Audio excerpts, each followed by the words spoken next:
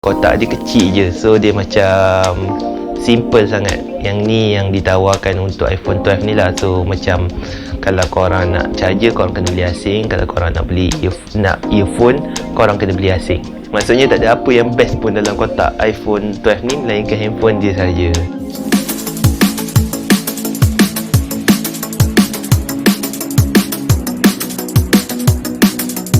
Assalamualaikum warahmatullahi wabarakatuh. Welcome back to my channel guys. So untuk video kali ini saya nak buat review berkenaan dengan satu produk yang baru saja dilancarkan di Malaysia, yang dilancarkan pada 13 November 2020, iaitu iPhone 12. Terbalik sini. So untuk video kali ni saya tak adalah nak ceritakan pasal spesifikasi iPhone ni. Sebenarnya saya nak cerita sikit-sikit je lah apa yang ada dekat iPhone ni. Tapi saya lebih nak ceritakan kenapa saya beli iPhone 12 ni. Sebab ramai yang kata membazir beli handphone baru yang mahal-mahal macam ni, tak ada keperluan pun. So saya nak ceritakan kenapa, apa faktor yang menyebabkan saya terpengaruh untuk beli iPhone 12 kali ini. Spesifikasi yang saya beli ni adalah iPhone 12 mini 128GB, berharga lebih kurang 3,599. Yang ni colour dia black, tapi ramai yang ambil warna blue. Sebenarnya saya macam nak ambil juga colour tu, tapi bila saya fikir-fikir balik, yang selalunya kalau saya pakai handphone pun memang saya akan pakai casing. Kalau saya pakai casing dengan colour blue, dia macam tak match. Banyak casing yang tak match. Yang selalu akan match adalah casing untuk handphone colour putih dengan colour hitam. Baik, saya ambil colour yang hitam ni je lah, yang natural, yang boleh adapt dengan kebanyakan casing. Saya cerita sedikit lah tentang iPhone. iPhone ni dilancarkan pada 13 November 2020. Baru saja dilancarkan, saya pun pagi-pagi dah beratur dah. First time saya buat perangai macam tu. Daripada segi design, dia mengadaptasikan iPhone 5 punya design, yang berbentuk dia ada sharp sikit dekat tepi tu kan. Of course lah, saya memang minat lah untuk yang design iPhone 5 ni. Sebenarnya dia nampak lebih macam canggih, bukanlah canggih, dia nampak macam lebih eksklusif daripada yang bulat-bulat tu. Sebenarnya okey je yang bulat-bulat tu, tapi pada saya lah, untuk design yang iPhone 5 ni saya memang minat lagi lah. Walaupun dia dah lama, tapi still design tu saya rasa macam evergreen sampai sekarang. Saya tak perlu bercerita panjang berkenaan dengan iPhone 12 ni. Saya rasa korang boleh tengok dekat video-video lain berkenaan dengan review produk iPhone. So korang pun dah familiar dengan apa yang spesifikasi yang ditawarkan. Saya rasa kita unboxing dululah kotak ni. Lepas tu baru saya ceritakan kenapa saya beli iPhone 12 ni. Jom kita unbox. Okay, so ni lah dia iPhone 12. Saya beli dekat Swish, baru ambil pagi tadi.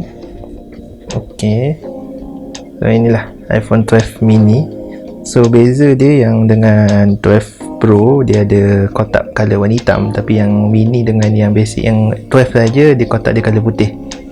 So yang saya beli adalah iPhone 12. Kalau nampak tak? iPhone 12 mini black 128GB. Okay, jom kita buka.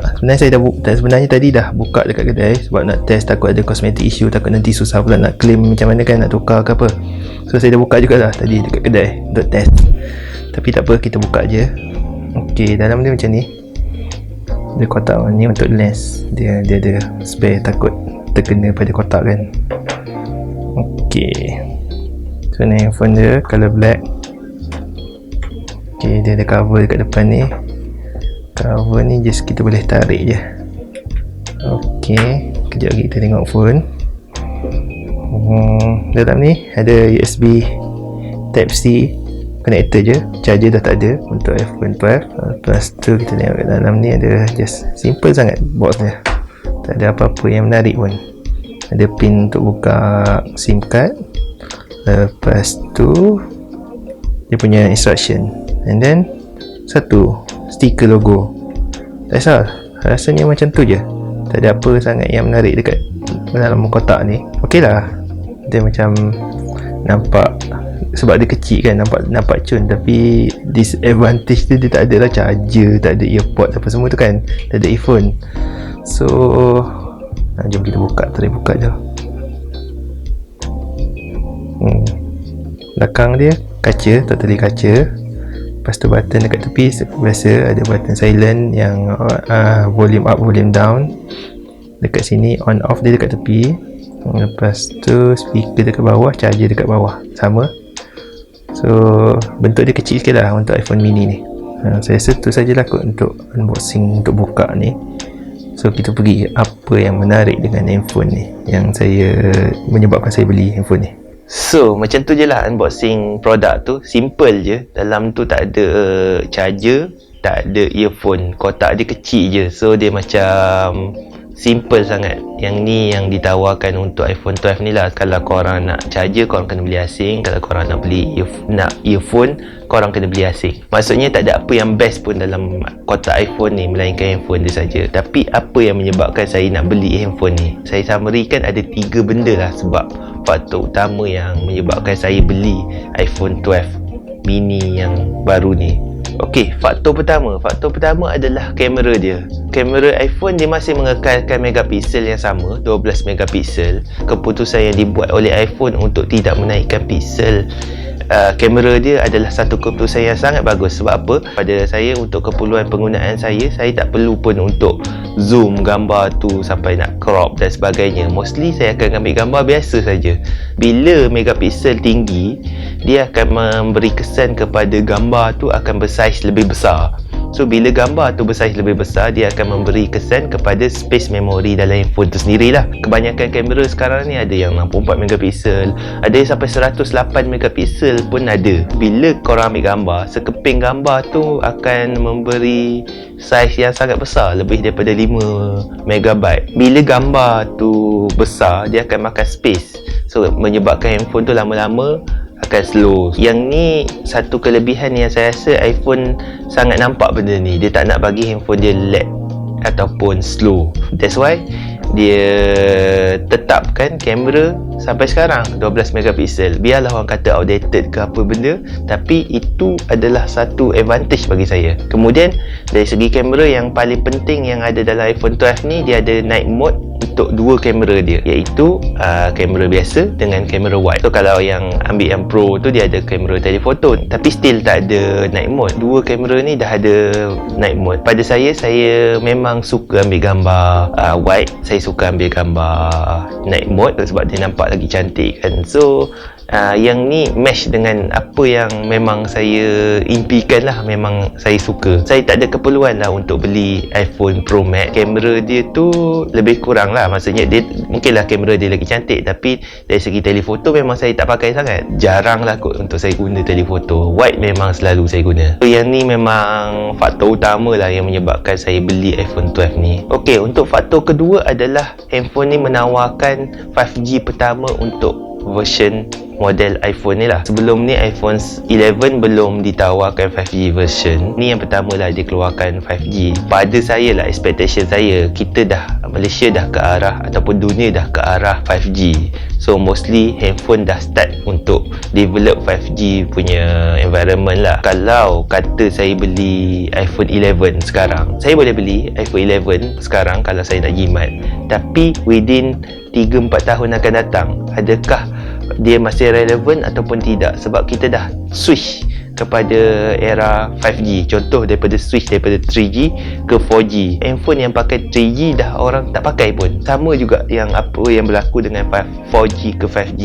Saya bimbang untuk masa ke depan ni 3-4 tahun saya dah invest harga lebih kurang. Kalau untuk model iPhone 11 yang 128GB boleh dapat RM3,099. Yang ni 3,599. So beza dia 500. Tapi adakah saya perlu korbankan masa depan? Kalau kata saya nak jual balik handphone ni, adakah saya perlu korbankan duit saya lagi?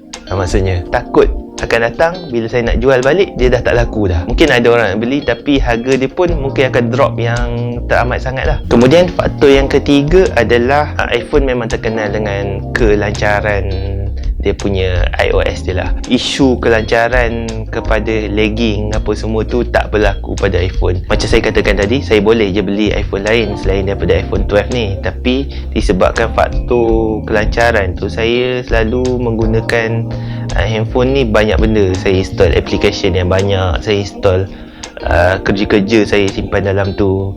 So saya memerlukan satu handphone yang efisien, yang cepat. Saya nak reply email, saya nak reply message dan sebagainya cepat. So saya berharap dengan penggunaan iPhone ni dia melancarkan kerja saya, tak ada lagging, tak sangkut apa-apa. Yang tu yang paling penting lah untuk saya. So saya rasa tu saja berkenaan dengan iPhone 12. Kenapa saya beli iPhone 12 ni walaupun harga dia mahal. Pada saya, korang kena compare lah apa keperluan dengan kehendak untuk membeli satu-satu benda je. Keperluan dengan kehendak ni bukanlah macam harga mahal itu bukan satu keperluan. Saya rasa saya akan buat satu video lain untuk berkenaan dengan keperluan kehendak ni, sebab kebanyakan orang mindset dia keperluan kehendak ni, keperluan adalah barang murah tapi kehendak adalah barang mahal. Saya rasa saya nak buat satu video yang berkenaan dengan cerita pasal keperluan dengan kehendak ni lah. So kalau korang nak beli iPhone 12 ni, saya galakkan je, tapi korang kena tengok lah dari segi keperluan dengan kehendak ni. Setakat itu saja video kali ini. Saya ucapkan terima kasih banyak-banyak dan jangan lupa like, share dan subscribe video saya. Assalamualaikum warahmatullahi wabarakatuh. Bye bye. Sebelum tu, bagi korang yang menonton video ini, jangan lupa tekan butang subscribe, like dan share. Terima kasih.